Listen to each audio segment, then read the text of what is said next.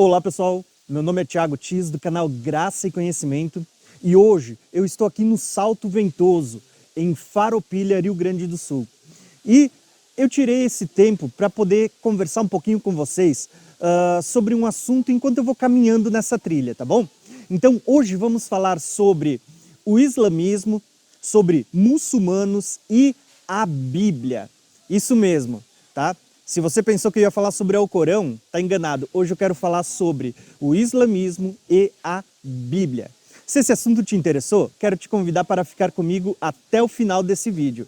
Enquanto isso, vamos caminhando junto nessa trilha.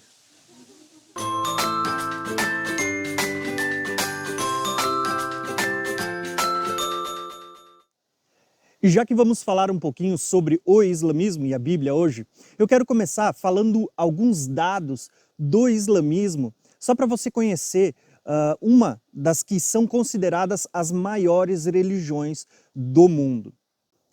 O islamismo é uma religião monoteísta. Sua divindade é Alá. O surgimento dessa religião se deu na Península Arábica, mais ou menos por volta do século XII, mais ou menos ali por 610 depois de Cristo. O seu fundador foi Maomé ou Mohammed e o significado do Islã significa submissão. Então prestem atenção em todas essas informações que eu estou passando para vocês. Os seus fiéis, eles são chamados de muçulmano. E quando a gente fala de Maomé, ele é o mais recente e também último profeta do Islã, dos muçulmanos. Ele foi um líder religioso, político e militar, nascido por volta de 570 depois de Cristo. E a sua profissão, até ele se tornar esse fundador dessa grande religião, né? E não só um religioso, mas político e militar, ele era um mercador que, segundo diz sua própria biografia, ele era analfabeto, ele não sabia ler e escrever. Quando ele tem a revelação dada pelo anjo Gabriel, por não saber ler e escrever, ele é obrigado a decorar para poder passar os seus ensinamentos, tá? Então, eu acho que com base nessas informações nós podemos começar a falar um pouquinho do Islã e de como ele está relacionado com o contexto bíblico. E é interessante destacar que Maomé ele teve contato com o judaísmo e com o cristianismo antes de fundar a religião islâmica. E o judaísmo e o cristianismo eram as religiões monoteístas, tá? Que acreditam em um único Deus. Porém, agora Maomé, debaixo de uma suposta revelação dada pelo anjo Gabriel, ele vai fundar esta religião ao Deus Alá. Agora, o interessante é que quando a gente vai falar do islamismo, ele é uma religião que supostamente foi fundada pela revelação de um anjo vindo do céu. E é aqui que nós vamos começar a conectar com a Bíblia, a palavra de Deus. Por quê? Porque Paulo, ao escrever, ao conversar com os Gálatas por meio de cartas, Paulo estava falando sobre aqueles que estavam abandonando a fé, abandonando o Evangelho. E Paulo, ele vai escrever o seguinte para os Gálatas. Ele vai escrever em Gálatas 1:8. Ele diz: mas ainda que nós, ou mesmo um anjo, olha só, ou mesmo um anjo do céu pregue um evangelho diferente daquele que lhes pregamos, que seja amaldiçoado, tá? Como já dissemos agora, repito, se alguém lhes anunciar um evangelho diferente daquele que já receberam, que seja amaldiçoado. O que Paulo estava escrevendo aqui aos Gálatas? Que se aparecesse um anjo, mesmo que vindo do céu, tá, trazendo um evangelho diferente do evangelho de Cristo, das boas novas anunciadas pelo Filho de Deus, isso deveria ser considerado anátema, ou seja, maldito. E quando a gente olha para a história do islamismo, nós vamos ver que ela foi fundada justamente e supostamente pela aparição de um anjo vindo do céu. Tá? Então nós vamos ver que pela palavra de Deus, pela Bíblia, a própria fundação do islamismo já tem em sua base a maldição, já é considerado anátema. Tá? Mas eu quero continuar citando mais alguns textos do livro de Gálatas para vocês entenderem um pouquinho melhor de como o islamismo ele aparece conectado com as revelações de Paulo nas Escrituras. O mais interessante de tudo isso é que Paulo, na carta de Gálatas, ele está fazendo uma distinção entre lei e graça. Mas ao fazer essa distinção entre lei e graça, nós vamos ver que Paulo vai usar várias figuras no contexto dessa carta, onde nós vamos ver judeus e árabes, as duas descendências de Abraão. E uma das coisas que é interessante a gente perceber, e eu volto a dizer, Paulo está falando de lei e graça, né? É que em Gálatas 3,13, Paulo está dizendo o seguinte, que Cristo morreu em nosso lugar, se fazendo maldição em nosso lugar, para que a gente fosse livre da maldição, para que a gente não fizesse mais parte dela.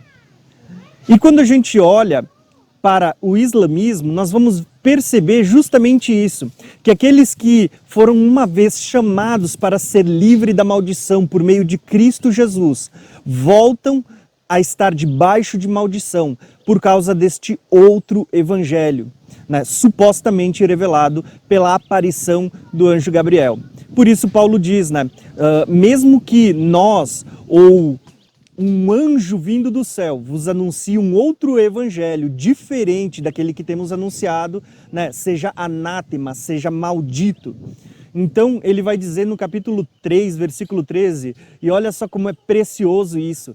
Ele vai dizer assim, ó, que Cristo morreu, né, para que fôssemos livres da maldição. Ele carregou sobre si, sobre o madeiro, para que nós fôssemos livres. E agora muitas pessoas estão se pondo debaixo de maldição novamente, justamente por aceitar um novo evangelho, uma nova religião, que é o islamismo, aonde tem como seu Deus Alá. Outro fato interessante é que quando a gente olha para o islamismo, Maomé é considerado o último e mais recente profeta da linhagem de Abraão. Porém, quando a gente vai olhar para as Escrituras, para a Bíblia, o próprio Paulo, ao escrever aos Gálatas, ele vai dizer que Abraão, ele creu. E por meio da fé é que veio a sua descendência. E quando a gente vai olhar os Gálatas, ele está dizendo assim, ó, que é descendente de Abraão, não aqueles que vieram da linguagem sanguínea, mas aqueles que creram por meio da fé. Então ele vai dizer que por meio de Cristo nos tornamos descendentes de Abraão. Então, a descendência que Deus leva em conta não é aquela da carne, mas sim a da promessa. Em Gálatas 4, novamente Paulo ele está falando sobre lei e graça. Mas ao abordar esse assunto de lei e graça, Paulo vai usar uma figura. E preste atenção na figura que Paulo usa para falar de lei e graça, sobre escravidão e sobre liberdade. Paulo ele vai falar sobre as duas descendências de Abraão.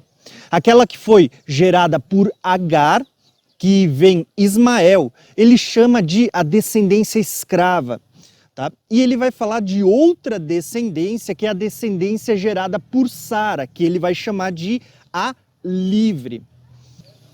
Quando ele fala sobre a descendência de Ismael, a descendência de Agar, a escrava, que gerou filhos para a servidão, ele vai dizer justamente isso. Ele vai comparar ao monte da Arábia.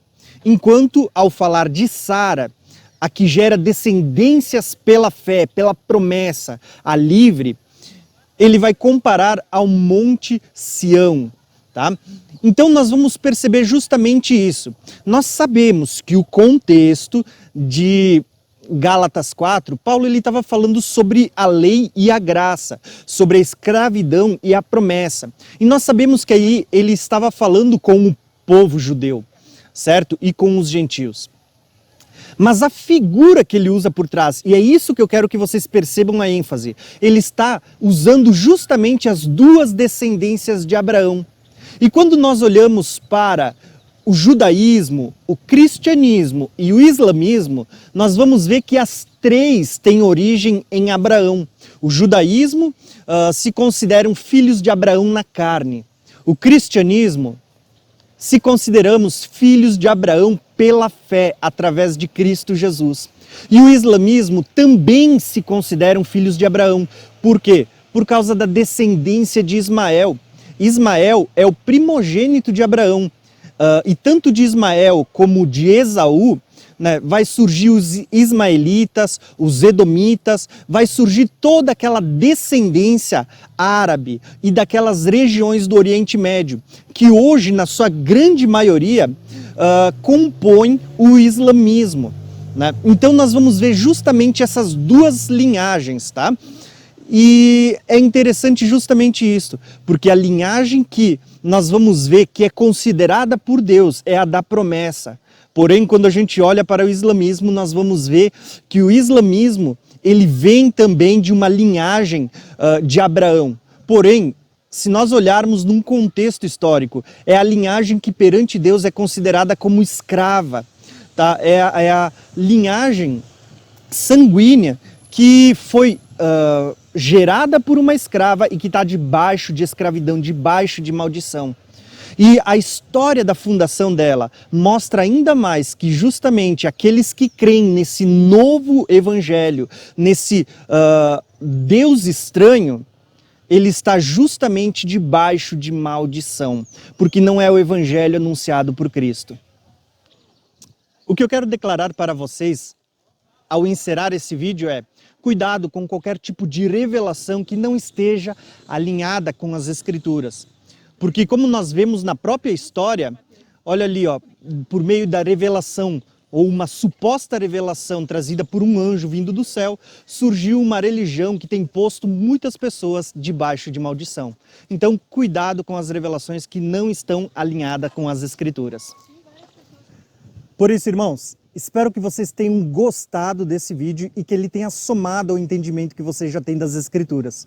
Se você não é inscrito, se inscreve no meu canal, ative o sininho para receber todas as notificações, deixe os seus comentários aqui embaixo para mim ouvir a sua opinião acerca desse assunto, tá? E não se esqueça de compartilhar ele com seus irmãos. Um abração e até o próximo vídeo.